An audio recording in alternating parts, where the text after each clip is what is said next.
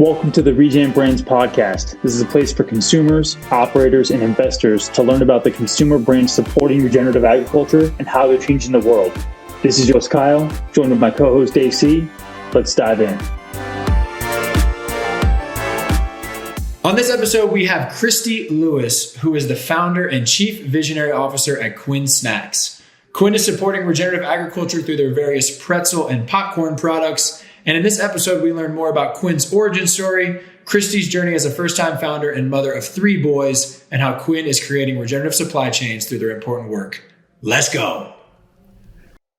What's up, everybody? Welcome to episode 1 of the Regen Brands podcast. A very exciting day for us. We are so pumped to have Kristy from Quinn Snacks here joining us. So welcome, Kristy. Yeah, thanks for having me. I'm excited, and no pressure on me for episode 1. No pressure at all. And Kristy's been dealing with some typical, motherly troubles of being an entrepreneur this morning, but we got through it and we're here to record and we're ready to roll. Awesome. Yeah, cool. Well, we're going to cover a couple things today, but the point of this podcast is really to be a source of information for folks that are very interested in regenerative CPG. So we were pumped to kind of have you to start us off, Kristy, and really just looking to hear your kind of origin story and Quinn Snacks origin story and kind of the story behind how it all got started. Yeah, sure. So I'll start from the beginning and I'll try and do the Cliff Notes version, but it's pretty long. I think, I grew up in Connecticut, so not no farms near me, essentially Southern Connecticut. And what I remember most is we had this raspberry bush outside in my backyard. It was this old house, and my mom, was totally not a foodie, right? I think she could, and she was a great cook, so she's going to be listening to this. She could make apple pie, killer apple pie, and roast chicken and vegetables. But really, we grew up eating healthy foods, but we definitely had Cheese Whiz in our house and the essentials. all of that Right. stuff, essentials. But in the summer, we had this amazing 100-year-old raspberry bush, and so I would go out and pick all the raspberries and just found it so magical. I was probably out there for hours, pulling up green onions in our yard. And so I became kind of really obsessed with this idea that this pure food is grown in my backyard. How awesome is that? But while, at the same time I was eating Cheez Whiz. And at the same time, really, that's where my voice is going to go out. Sorry, you guys. You're fine. I'm talking too much this week. But Also, no judgment for childhood food decisions. Yeah. We've all been there. Absolutely. 100%. I remind myself that. I reminded myself that yesterday when I made a not so healthy choice for the boys for dinner. But I think that, during this time, this was in the 80s, I really became kind of obsessed with going to my best friend's house and sleeping over there and eating microwave popcorn. And so I tie this snack to very core nostalgic memories. It was one of the best times of my life in that kind of decade, I think. Well, really the mid-80s to the mid-90s. And were you going Orville's movie theater butter? It's the Blockbuster era. Specifics here. Oh, yeah. I think this was Pop Secret, total Okay. artificial. Everything was artificial back then. The blue and yellow label, I can see it. Yeah. And we would, my best friend's mom, Phoebe, would put the popcorn on the fridge. And so we would stack 2 chairs in the middle of the night to get it. And it was kind of crazy. But anyway, I tied that to, watching movies, eating microwave popcorn, and sleeping over during the summers at my best friend's house. And it was just a really special time. And so anyway, fast forward, I am in New York City, going to school at night, working during the day. Really haven't touched microwave popcorn for a while. I wanted to be a journalist, so I was working really hard at that and going to the farmers markets in Union Square, right? I couldn't afford anything, clearly. So I was just browsing and, taking pictures and talking to the growers, and really started to connect again. I'm in my 20s. I think I was 21 at the time. Really started to connect to these growers and how are they growing their food and where are they growing it. And so I kind of became again more obsessed with food, like going to the grocery stores and looking at the boxes and the labels and eating Annie's mac and cheese. And do you guys put ketchup in your mac and cheese? We were debating about that. I haven't since I was 12. I don't think no. in a while. No, So I mean, good. there was a time period when there was like hot dogs and mac and cheese with ketchup, maybe a little bleed over, but never intentional. Oh no, this was like full pour, like in the mac and cheese. Yeah, that's So- a different level of dedication. But switching, from Velveeta over to Annie's mac and cheese. And so there was like this moment of time where I kind of made this conscious decision around like being more aware of what I'm putting into my body and what's, existing on the shelves, right? And so I was living in New York. My then boyfriend, now husband, got a job in South Florida. We picked up, moved down there. I got a job in publishing and hated it. It was like Palm Beach Illustrated magazine. I don't think anyone's going to be listening from Is there. that but still I in hated publication? Is the question. It is. Yeah. Oh, curious, 100%. if you wanted to be a journalist, you got your first job in publication, what was so different about that job versus your expectation? You went to school to do this thing, you achieved your goal, and then just like did not work. Well, this job had nothing to do with writing. I was trying to apply, Miami-Dade, publications and newspapers and all this stuff, and wanted to get, my feet in the ground and in, telling stories, really. I was like booking ads. Okay. And Not also exactly I the couldn't same. work an Excel spreadsheet, so like totally messed up like 1,000 times. So it wasn't great, but I came home hating my job and practically in tears, and my vice was binging on movies and microwave popcorn. But then, I was so like health conscious these days, I decided to open that bag and was appalled by what was in it, like these plastics or chemicals lining the paper. And this was when the PFOA, PFC studies started coming out. I think this was like in 2004, maybe. So totally retired microwave popcorn. But I started popping it in a bag with just kernels because I had read this article like a couple weeks later that you could put popcorn in a paper bag with staples, which apparently you're not supposed to do, but it worked. Metal and Food safety microwave. issues. Yeah, totally food safety issues. Not endorsing that on this podcast. It was pretty good. But I could make this amazing organic popcorn in this paper bag that I bought at Publix and sprinkled, all these seasonings and spices on it. And I felt like if I could do this, then why doesn't it exist? Like currently at that time, and honestly, even when we started, fast forward to 2010, anything in that category, nothing had been innovated. So there's zero innovation, so very void of innovation. And everything was, there was all this butter flavor, but the butter flavor wasn't real butter. It was artificial flavors. Some had natural flavors, but I just wanted real butter, right? So I felt like there had to be a way, and I kept thinking someone was going to come in and do it for about 8 years. Because at this point, this is like Just waiting. crazy, like psycho, You were running out of here. staples by that point. 100%. I just imagine like 8 years of disappointment every time you go to the grocery store, looking when- for that real popcorn and just nothing. 100%, because I kept thinking Paul Newman's was going to come in, or just someone. And at this time we were in Boston. My husband was working at IDEO. I actually loved my job then. It was Harmonix Music Systems in Cambridge, but kept obsessing about this popcorn idea. And so when I was pregnant with Quinn, this was 2009, I got really sick, actually had to leave my job for a couple of months, go home, live with my mom. But all I did was watch the Food Network, which didn't help like, my obsession. So after Quinn was And you were born, pregnant? I was pregnant. I was so Oh, sick. you I were couldn't eating. keep anything down. Like, it was horrible. Brutal. Man. But I was watching the Food Network, and so before, back up, I'm giving you guys way more information. You can edit the This is crap out of great. this. But No, that's That's great. my choice was, when Quinn came, was to go to culinary school because I'm such a foodie and I really wanted to be a chef, or jump into this crazy idea that I've had for 8 years.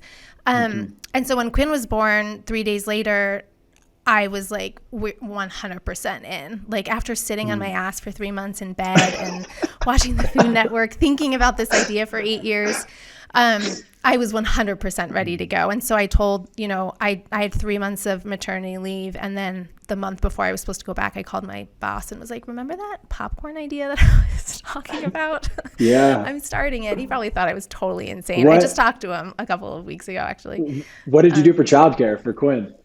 Oh, 100% baby Bjorn headset. My husband bought me like kind of the set. Just like love that. He was attached to me. I mean, Quinn was 100% attached to me the entire time. And all I did was talk because I was on calls trying to figure out. I mean, this was so new to me. Remember, zero understanding of business. I'm really a horrible finance person. So like, this was not what I was supposed to be doing. I wanted to go into food or journalism, right? Yeah. So we were on this wild goose chase. My husband was still at IDEO. He would come home. He was working crazy hours anyway. And then he would come home and we would work. I think he got home at like 7 or 8. We'd have dinner and then work through the night until like 2 to 3 in the morning. And then he would go back to work. And then Quinn didn't sleep. He still doesn't sleep. He didn't sleep. So the first year was insane because what we were trying to do was clean up microwave popcorn, right? I mean, if no one understood that yet, because I went down like 500 rabbit holes, trying to clean up microwave popcorn, trying to take the susceptor, that, metal kind of plastic pouch out of the bag, take out all the plastic and synthetic and chemical coatings.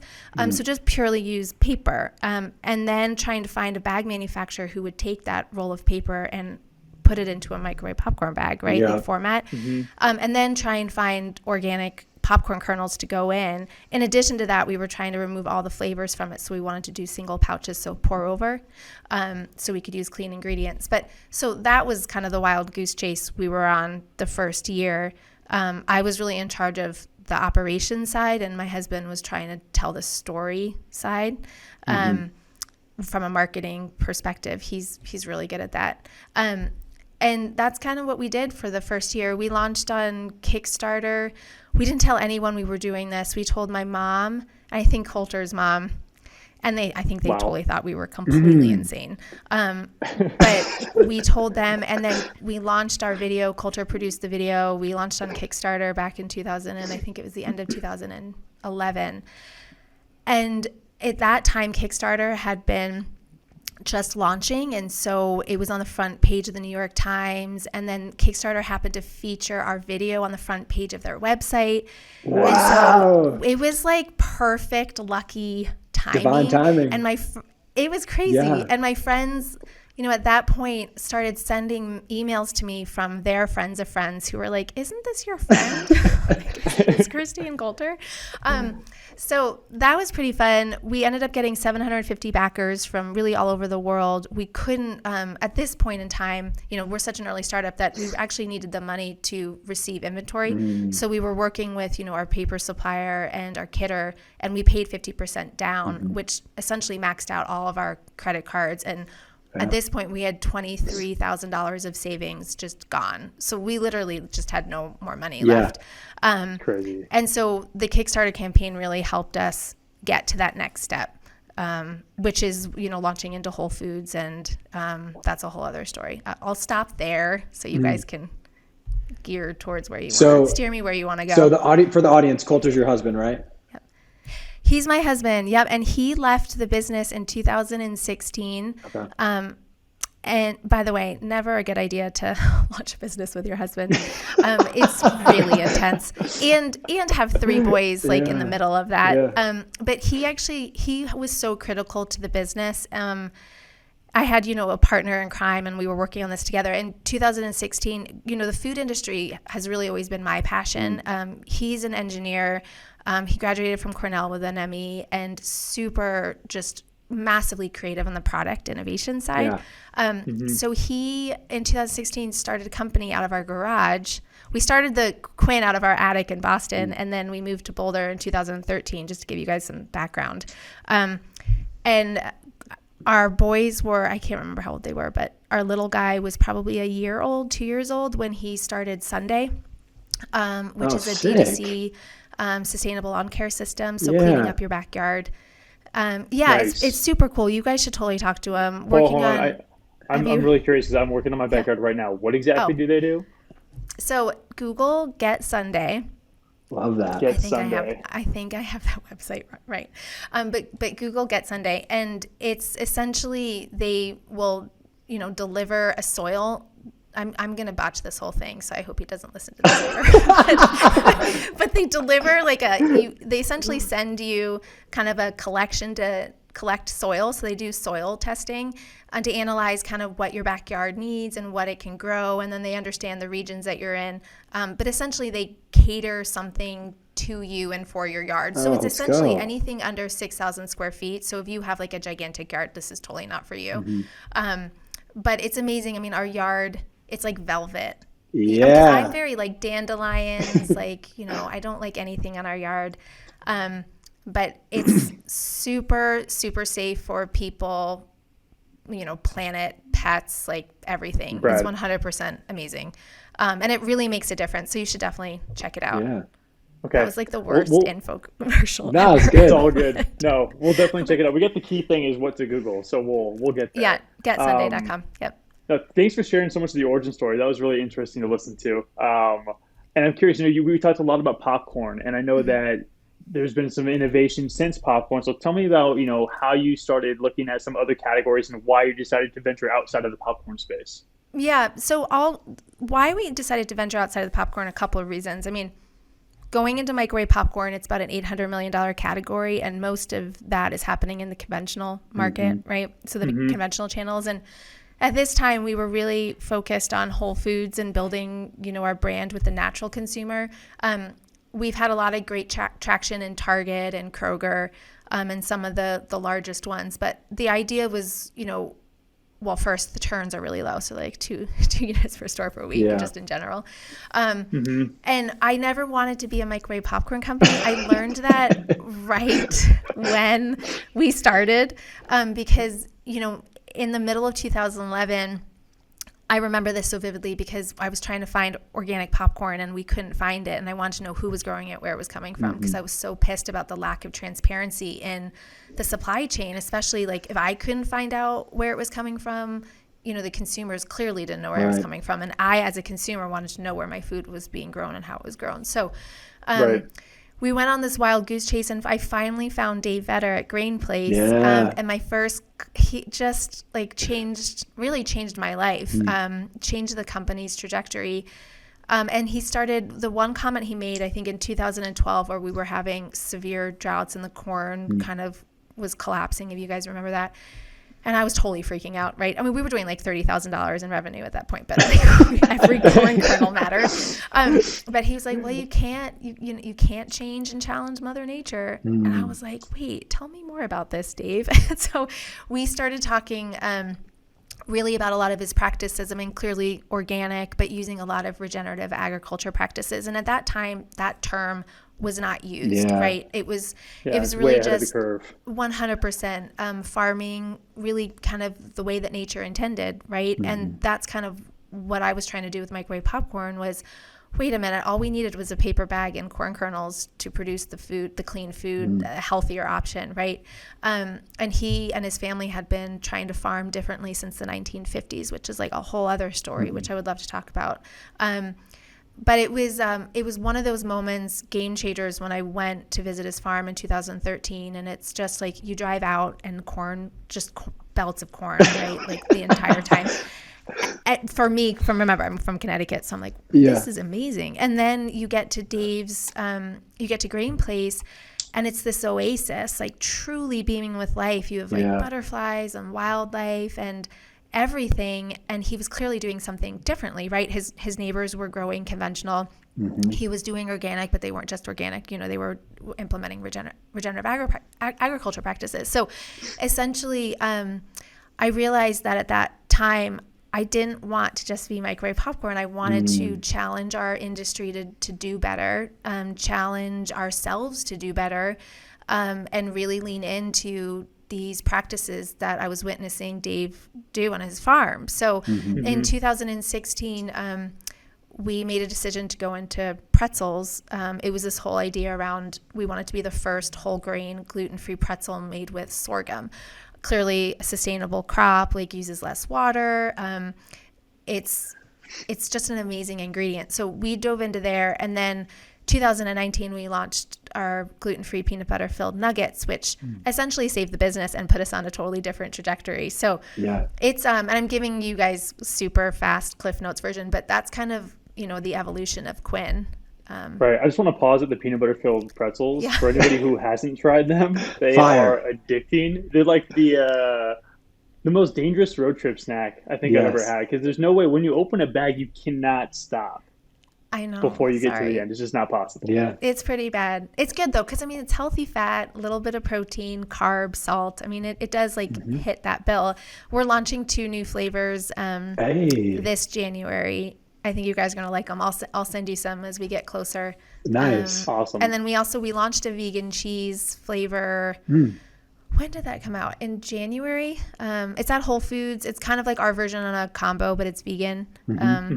But yeah, I've actually tried it before. My girlfriend's vegan, and they bought some for her, and she dusted a bag. She likes it. We're amping up that flavor profile a little bit. Yeah. It took her like 2 or 3 to really okay, I do like this. The first one was like, I'm not sure, and it was like, I think, and then it was like, yes.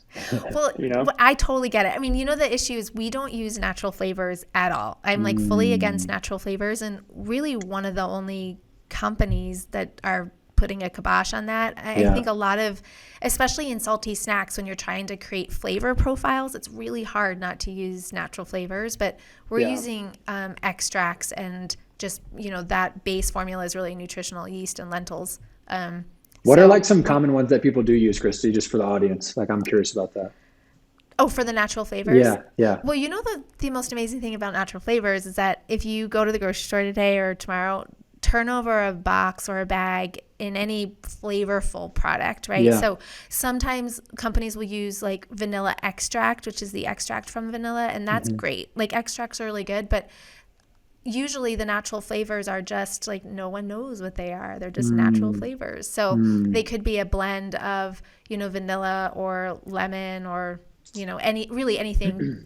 It depends on the company, it depends on their source. And the unfortunate thing is sometimes when you're using extracts, you have to list natural flavors, which is in my mind total bullshit, because the companies who really care, even though the extracts might need to be, natural flavors, they could really be extracts. So it's totally confusing for the consumer. Right. But just our stance is, if we can't say what it is on the bag, we won't use it. A quick another note on natural flavors. I used to work for a broker, and we were representing Newman's Own Organics at the time, and they had just launched these raspberry peanut butter cups, essentially dark chocolate with a raspberry filling, not peanut butter, but same format. And they had natural flavors in there, and the sales rep at the time was teaching us about natural flavors and how frequently for raspberry and vanilla natural flavors, they're actually derived from beaver gland secretions, which I have no idea how that's even economically feasible. Yikes. But so it's like a catch-all term, which could include who knows what, similar to fragrance, right? Yep. And so, Kristy, just want to call that out and really just respect the fact that you're very anti-natural flavors, because I agree, catch-all terms reduce transparency. It's confusing for consumers, and for those who really want to understand where their food is coming from, it's impossible when you use a term like that. 100%. It's horrible. And we're all about, and I'm such a purist, so truly the back to basics essence of Quinn is really just, it needs to be food. And of course, we have to use some xanthan gum in some of our gluten-free products, but it's we'll do every single thing not to do it, right? We'll just keep R&D and testing until we have to do it to do the product. But the natural flavors thing is absolutely not. It's in our no list. We're not using it. It's but yeah. Okay. It's progress over perfection though, right? And 100%. So we talked about sorghum and transferring into that category. And you mentioned that sorghum is a grain that's grown differently. And I believe you said it was Dave Vetter. Was that the farmer, correct? Yeah. And so I'm curious, how does sorghum kind of segue into the regenerative momentum that Quinn is kind of pushing forward? I'm assuming that was sort of the gateway crop, if you will, towards regenerative. Is that correct? Yeah. No. Well, popcorn really was, because Dave put that in on the map for us to really understand why his popcorn was better and different, outside of just being organic. But then we were trying to find something that was more kind of really tolerant to drought. And that was back in 2015 when we were looking at ingredients to launch pretzels. And so at this point, I was actually working with the Land Institute in Kansas in 2015, trying to understand more of the perennial and things that they were growing, like kernza, except we're gluten-free, so we couldn't use kernza, and rye. Real quick, I think this is really important to touch on. I just want to reiterate this point that as a CPG brand, you were looking to source grains that were drought resistant. For what reason on your part? You just didn't want to contribute to something? What was the impetus there? Yeah, I mean, the impetus was really just we need to do better as a company, right? And knowing what we knew back then, I mean, we're talking 2015 and it's now, 2022. So there is like a very, I feel like I've just lived 3 decades in the last couple years. But I will say it was more around this understanding of, I saw an image, and I feel like everyone's seen this image, but it was back in 2015-ish, where I forget who it was, but it was a grower, and he was standing in this trench, and it was the roots of a grain, right? Yeah. What image is that? It's like famous. a six foot root system. Yeah. Yes, totally. And really, again, just like concerned about the usage of water and what we're doing to our planet. And then combined with Dave, I just felt like everything was pointing to this kind of more in, like, again, CPG company. I was so focused on ag at the time because I felt like, why do what we're doing without doing it the right way and doing it for the greater good, right? Like it's just why I was getting up in the morning. It wasn't to build a CPG company based on microwave popcorn and pretzels. It was to change the industry and the way that we think about it. So it was really just more like the CPG company was sort of the vessel for change, really. Yep. Changing the agricultural practices, you needed to come up with a way for business to suit, that cause. 100%. So I was spending all this time, talking to the Land Institute, learning more. I just found this Excel sheet actually that made no sense to me when I just read it, but it was more about, like what grains are what we should be looking at and who's doing it and the growers. And you have like Gabe Brown at this point and all of the ones back in 2015. And then what really happened was we didn't put a pause on it. It was just we were drowning in growth, in raising capital, trying to find our voice. We had this farm to bag transparency policy that we launched in 2013, and we were the only ones doing it, right? So like at Expo West, you'd have General Mills and Plum Organics and Mondelez all coming up and saying, how are you doing this farm to bag transparency policy? And I was like, it's all about transparency. Like even if you're not proud of what you were doing, and there were plenty of things that we were sourcing that we weren't proud of, it was about being transparent, right? So, but I couldn't really leave it at that. I felt like we needed to do more as a business.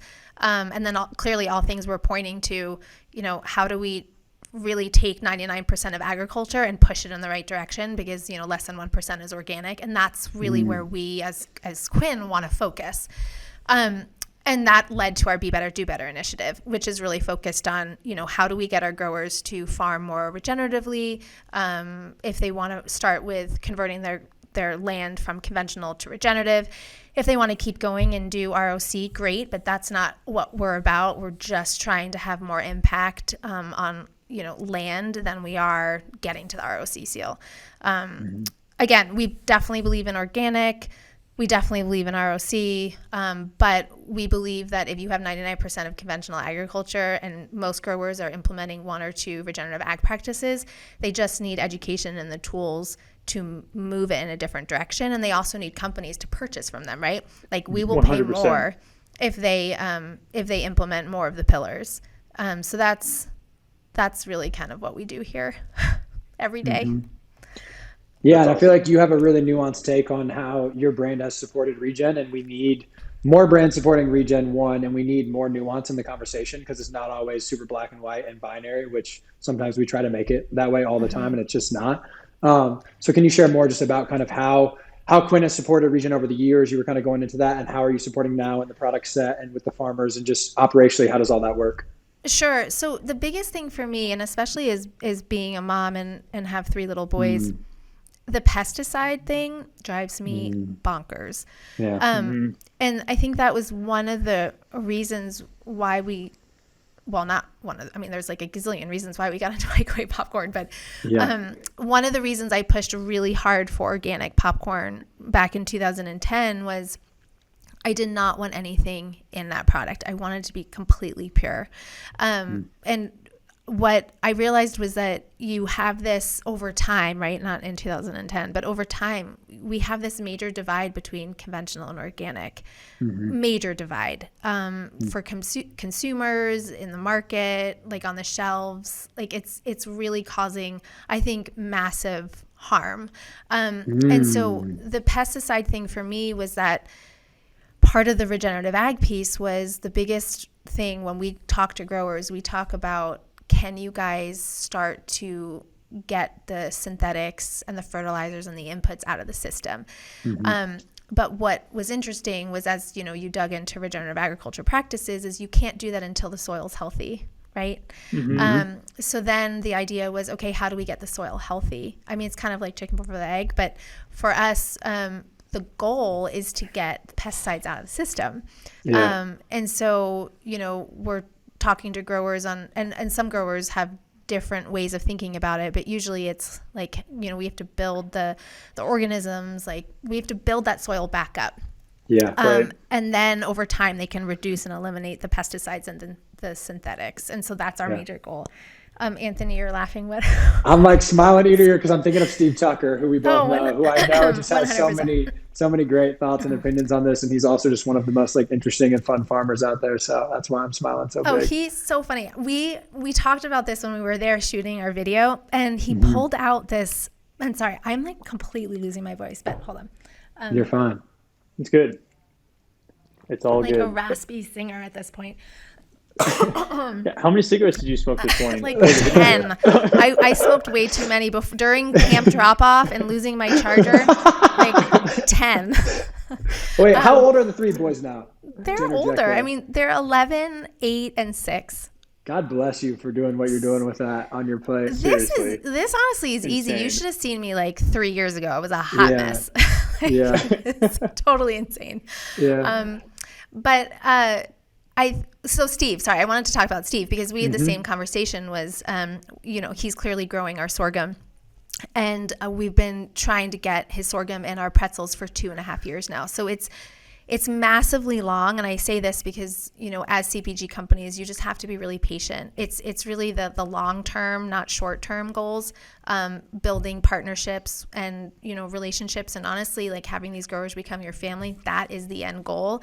So you just have to be really patient. But I remember we were filming our Be Better, Do Better video, and he pulls out this like amazing pink purple seed. And I was like, oh my God, is that, again, Connecticut or over here. Wow, is that really what sorghum looks like? And he's like, yeah. And I'm like, really? It's pink. It's so beautiful. And he's like, oh, well, that's coated seed. And I was like, wait a minute. Hold on. I thought you were doing untreated stuff. And he was like, well, they ran out. So we had to get coated.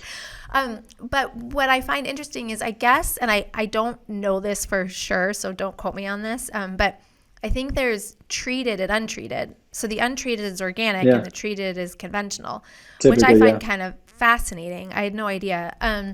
But, clearly the next season, we're getting untreated. But there is, back to you mentioned this, Anthony, earlier, was progress versus perfection. We were making so much progress. We're not fucking perfect at all. Like clearly, like we're learning as we go half the time, but there was so much progress that he had made over the times that he has 3,000 acres, and he took a stance on turning that into regenerative, which is amazing. Steve's just totally a visionary. He's awesome. Totally the man. We should call him. Actually, he would love this. Yeah, he'd be all over it. He would be totally all over it. But so that's something that, just bits, and every year we'll learn something differently. Okay, next year we don't want treated seed. Next year, are you going to take out 80% of your pesticides, right? The following year, are you eliminating it? Maybe you you decrease the amount of tillage that you're doing one year, and then the next year and the next year. Maybe you have to do tilling, depending on the region you're in. But it's all about looking at, we're trying to meet the grower where they're at. So understanding where they're at and where they want to go long term, and then how does Quinn fit in. We're also getting into more like, how do we use the land fully? So it's not just, taking sorghum, but it's, okay, we're going to take sorghum and sunflower and lentils and garbanzo beans on the same land. Let's go. That's what we're really excited about. And then some ingredients, like, we're totally struggling with, like tapioca starch. Like, we have zero visibility into that, which drives us crazy. And so as we innovate into other product lines, our stance is right out of the gate, we're going to choose not to do tapioca starch. We're going to choose not to do the commodities that we can't get any information from and then we don't have any impact on. So that stuff coming from overseas, we're really just focused on domestic supply, and we have been. Awesome. It's just some of that, when you're doing a grain-free chip, you have to get cassava somewhere, and you clearly can't get it in Kansas. So important thing to touch on there. I love those because I eat pretty paleo, and that's usually what I grab at Whole Foods when I want to support your brand, and they're fire. But we're going to have a continuum of people listening to this podcast that know a lot about food and CPG and know like very little, right? And so I think it's important to touch on like what you're doing is so not the normal path in CPG. Like, these are still manufactured goods. So a lot of times when you're doing product formulation, you're going to a co-man, you're going to a manufacturer, you're looking at their ingredient list, and you're formulating based on what they have that they buy from these big ingredient suppliers. So what you're doing is such a massive undertaking, and just kudos to you for doing that. But I think it's important to draw that contrast for the audience that maybe doesn't understand. And that's why it is so challenging sometimes, right? Because we have to get the co-mans to stock these ingredients. We have to get them to have consistent supply at the ingredient places to fulfill their demand. And so I just think that's important to touch on as well. No, 100%. And I think also the message there is that we're also in a way trying to change the way manufacturers produce as well. So, they're buying, millions and millions of pounds of sunflower oil. And the other day I just heard that they were actually sourcing it from our grower, which was great, but not great given the sunflower issue. So it was kind of a double fold, but I will say that's what we want in the end, right? We want them to make that change, because they're pumping out, just trillions of dollars worth of product, if you think about it. And so if they can change the supply chain, we're such an itty bitty portion of the entire CPG world, right? But creating case studies and talking about it will hopefully allow other people to say, okay, I can choose 2 ingredients. Let's start there. Maybe next year it's 3. Maybe next year it's 4 and 5. But it's much harder. We have to do a ton of R&D trials. The gluten-free shell that we launched in 2019 is still a pain in the ass to run. So we're always tweaking that. But it has not been easy. We are choosing the most difficult path, but it's by choice, right? Like, why do this if you can't make or create that greater change? Yeah, there's a few things I want to circle back on, which allude to a lot of the conversation we just had about choosing the difficult path, progress over perfection. You mentioned how every season you'll learn something new and incorporate that into your CPG offerings. And I'm curious, as a brand retail person, how difficult is it to try to, on a package, convey what you're doing at the agricultural level to the consumer in the retail space? Like, how do you do that? It has been really challenging. I feel like we've gotten our message wrong a bunch of times because we don't want to create confusion. And I hate certifications. I think, I can't even pick hot shampoo out. Yeah. Right. No, we want to hear this. Let's hone in on that. Like, why do you feel the way you feel about the certification space? Yeah. So I feel like I'm going to get consumers, so much hate mail for as this, a consumer, sorry, go ahead. I'll stop interrupting. No. Okay. So clearly I do a lot of shopping, and I go towards organic because, again, it goes back to the pesticides thing. Organic meat for me means elimination of pesticides and synthetics. And I know that, some stuff is used, but clearly it's generally healthier for my kids, right? There's a lot of conventional product, not a lot, but like the pure, conventional product that can also, have less pesticides and synthetics, and they're not getting any of the benefit, right? Because they're not going through the certification process. Like, you hear this about dairy farms in the Northwest, like a lot of them are practically organic, but they're still getting paid the commodity price, and it's still a great product. But they're not taking the extra time to go through certifications because it's costly, it's time consuming, everyone's drowning, right? And so I feel like, again, we've created this just divide. And so, and certification overload. I mean, holy shit. Like you have, I mean, we don't even have to talk about certifications, but non-GMO and the non-GMO project verified. And then you have 2 other verifications and then GFCO. Now we have 5 regenerative certifications. 100%. And right. so we at Quinn, we're not getting any of that certified. Like even we're coming out with a new product in, I don't even know what month this is, June. We're coming out September with a climate friendly popcorn kernels. So we're super excited about it. It's been like 3 years in the making, but we have a box of kernels. It's conventional corn. I shudder when I say that, but it's conventional corn. And we launched that years ago.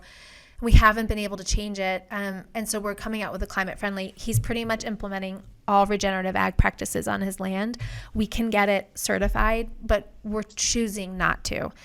Because again, we don't want it to create confusion. We want people to buy based on, taste appeal. It's climate friendly. We support family farms. And then when they turn it over, we talk about some of the regenerative ag practices. But it's just so overloaded. Like when you're running through the grocery store, I mean, especially when you're with 3 kids who are like grabbing Doritos and Cheetos, and you're like, no, you can't buy that. I'm trying to. Right.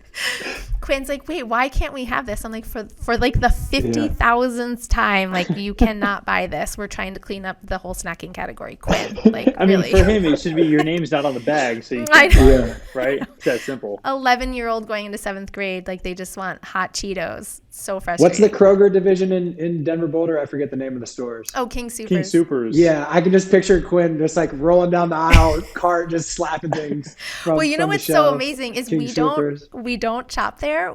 I do like massive Costco runs and I'm like clearly a Whole Foods supporter, but but the funny thing about that is we'll be driving to Whole Foods and my middle guy Nash, he's like, why are we going to Whole Foods again? I'm like, what do you mean? We go here every week. And he's like, can we just be normal like everyone else and shop at King Supers?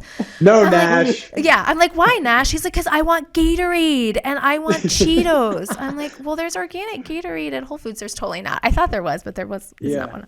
But anyway, there was once. It was there. Right? I kind of feel like there was stuff. There was. But yeah, so it's definitely a struggle in my household. Sorry, I don't even know where we started. Where we came from. We're talking about the challenge of regenerative messaging and certifications at retail. Yeah, for sure. Yeah. Our other thing is, personally, I mean, I think that it took about 30 years for organic really to resonate with consumers. If you think about it, I mean, the vetters were starting in the 50s. Everyone thought they were crazy. Yeah, it's like the most amazing story. I'll send you a little blurb that I wrote on it. Everyone should watch that movie. 100%. What's it called? Well, it's in my email link. I forget. My brain doesn't work. It's the Vetter World. Yeah. There you go. I'm drawing a blank on that. It's incredible. We should put it like a link in the podcast if you can, because it's amazing. Absolutely. But they started, in the 50s, and then in the 70s, and I think 78, it became kind of this like, I believe it was 78, the certification came out. But if you think about between 1978 and then where we are now, I mean, again, organic's less than 1% from an ag perspective. I know that that's not clearly accurate because you have to divide the food sector out of it, but it's still only like 6 or 10%. It's like 10% or less. So what we don't want to do is we don't want to cause or create more confusion. I think that organic, conventional, regenerative, ROC, I mean, again, as a consumer, it's like, I just want to buy something that's healthier for my kids, and then I know that I'm doing good. So Quinn, that's, kind of where we stand, but it's definitely very hard to communicate. We're trying to figure out a way to communicate where we're not overloading the consumer, but when we're also telling them, hey, this is better, or, we're not fully organic, but we're doing all this stuff on the back end. But it is 100% challenging. I'm not going to lie. we're like spinning our heads here every day on how to do especially that. because organic is, to Anthony's point earlier, organic is a binary certification. You're either doing these practices or you're not. Whereas regenerative, it's like, you're implementing all these different principles. The outcomes may vary. It's far more nuanced and complicated to try to explain to an everyday consumer. As I do anytime I talk to anybody. I'm sure everybody here is the same way. I can't stop talking about regenerative, but it's tough. I think it's hard. It's okay to also say everyone in this Riverside room supports all of those certifications and hopes that they all do well, and we support the aspirations of them, but we also understand like there is nuance and there's still a need for improvement, but we understand what they're all trying to accomplish, and like we're all for that. And when you look at just the pure data of CPG selling, it's still a lagging value add for the consumer. They're still gonna purchase off taste and other things that are more important than regen is currently, especially with the economy right now. And so I totally 100% like everyone. The positive intent is to do good, right? With all those certifications, but it is just, it's so overwhelming and confusing, especially now. So I think it's been really challenging. And then you add, price into that, which clearly we're taking a hit on, but hopefully, it will wash out at some point. Right. But no, it's really difficult, but you gotta pick one or two ingredients and start there and keep going, and progress versus perfection. I mean, there's so many different ways that you could farm regeneratively, and we're really focused on, our biggest focus is nutrient dense product, right? So human health, soil health, planet health. That's the biggest thing for us, and it always has been. Even when I had no idea what the hell I was talking about, I was like, but it has to be better if you don't put pesticides in the ground. You're right. It just has to. And everyone's like, really? But the studies are coming out now that it is showing that it is it's a better ingredient, right? So that's what we're focused on. We're focused on making sure that we lean into those drought resistant crops. I mean, clearly we have an issue on our hands now and going forward. And then food security is a big one for us. So yield is really important, but that's kind of, what we're doing.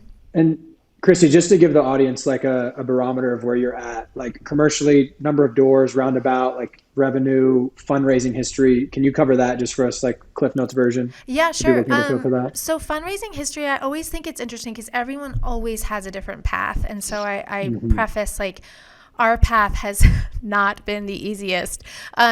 We started out, again, maxing all of our credit cards out, took a family and friends round, which was like $150,000. At one point, right after the Kickstarter money came in, Whole Foods issued like a $30,000 PO to us.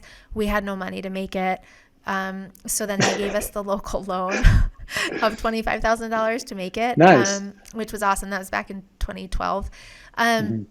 And then we pretty much maxed out all of that.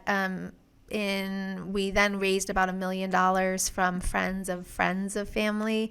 And then we went into our first series, and we took that in with Boulder Food Group, led that, Echo Capital, and I think I'm missing someone else. And then we raised more money with them. We brought in some other angels. We took some capital from some other conglomerate companies, which I will not name here, and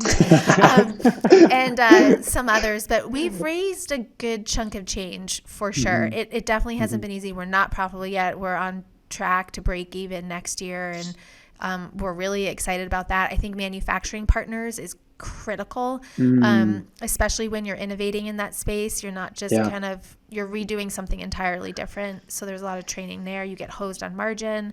That hasn't been fun. And we took in money last year, a big, for us, really big, from New Road Capital Partners. They have been awesome, really great to work with. And we've, built a really fantastic board. John Forker's on our board, Michelle Meyer from General Mills, Ben, clearly from BFG, Ben Fenton. Yeah. And Hunt Killo, who helped build One Bar and Justin's. So we have this really amazing board, but it has been hard. Rock stars. It took a long time to put them together.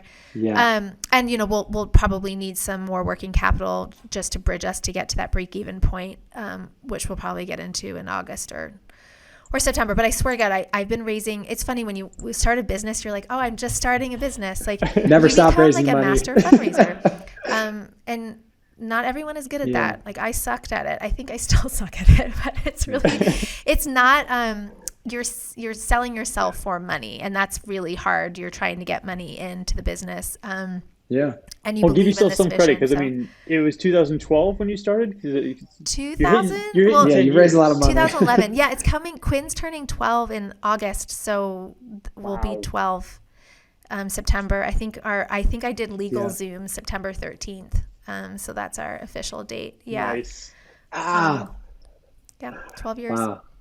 Awesome. So I mean, we just mentioned it's been 12 years, which is insane. What does the next 12 years look like for Quinn? What's on the horizon? What are you hoping to achieve in terms of either, channel distribution, new products from a regenerative perspective, anything? What is Quinn excited about in the future? Yeah. So I feel like the first 12 years, I want to say that was my like MBA and also making like every mistake in the book. And also not doing 100%. CPG University. And really just trying to do too much. Like we have so many ambitions and so many goals of what we want to do here.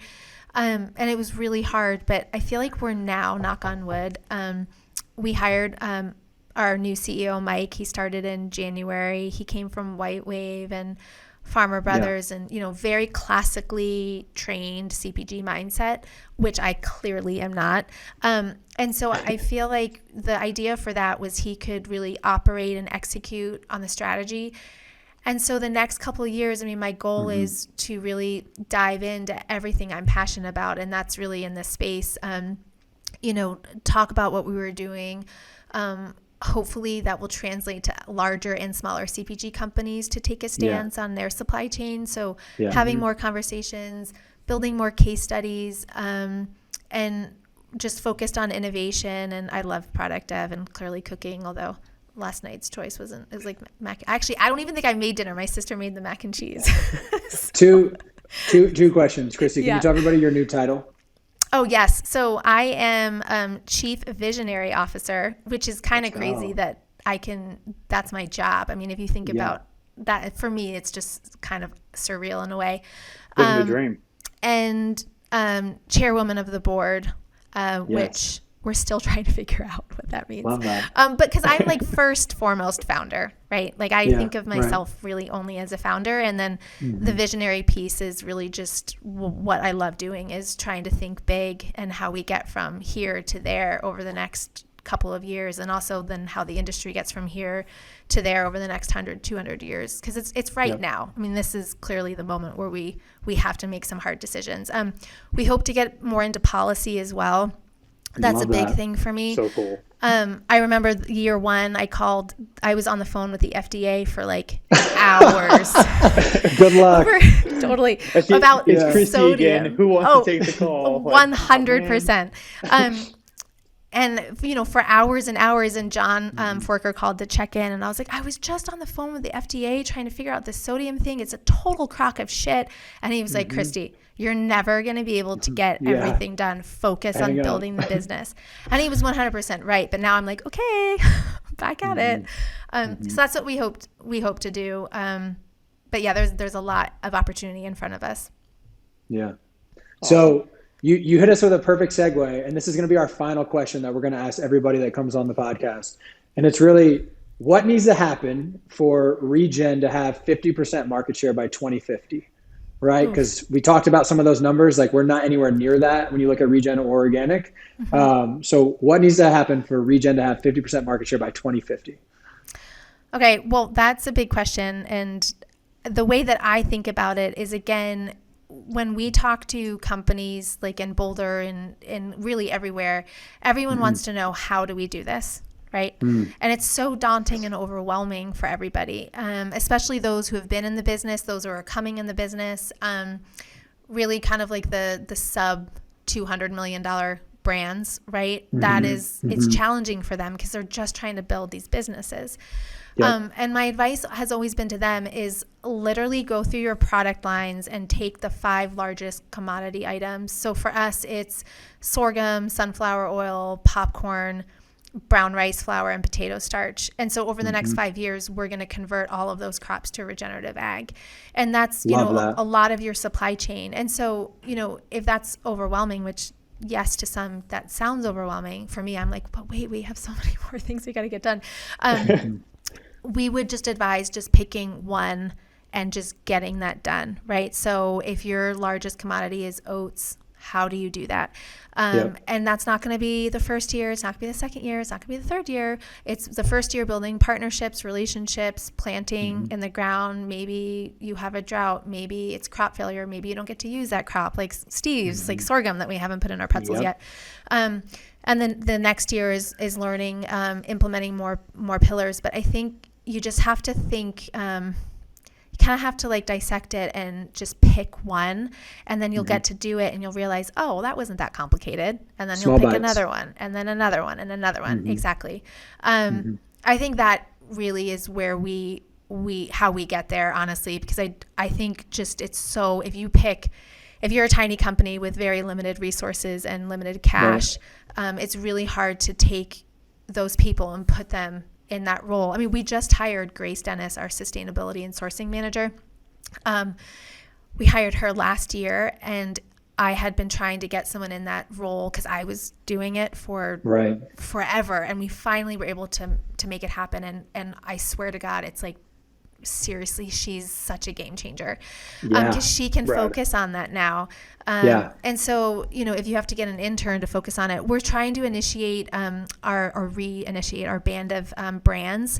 So band of brands at Quinn is if you're interested in sourcing any of our top 5 commodity items for your product or your company, like band together with us. We have more force if we come together and have really more leverage when we have greater acres. So that's kind of what we're trying to do. Again, we tried to do this right before COVID, and clearly that didn't work. Everyone was like, who are you targeting for that? I have some ideas of who I think would be into that. Oh, for brands? Yeah. So we have, we're working with 7 Sundays on a pilot for sunflower oil. They're actually taking the flour and we're taking the oil. So it's kind of like an upcycled sunflower project. We've spoken to a bunch of companies. I don't want to throw them out here because I feel like that's a breach of confidentiality, like NDA. But anyone who's interested in any of the ingredients that we just mentioned, like 100% hit us up, because again, we love sharing our supply chain, especially if you're going to put this into your product, and that's how we make change. It's like, okay, well, 300 acres then becomes 1,000, then becomes 5,000, then becomes 100,000. So that's kind of what we're focused on. But going back to your original question, I really do think it's just that little itty bitty change that you can make will help. Yeah, one commodity at a time. Yeah. Love that. Yep. Perfect way to end. Perfect way to wrap. Love it. So cool. So great to have you on, Kristy.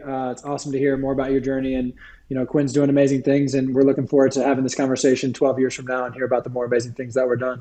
So thanks so much for having me, you guys. Yeah. This was awesome. Really appreciate it. Hope I did a good job on episode 1. Definitely. You killed it. Honored to have you in episode 1. Inspiring story for sure. Awesome. Thanks. Thanks, Kristy.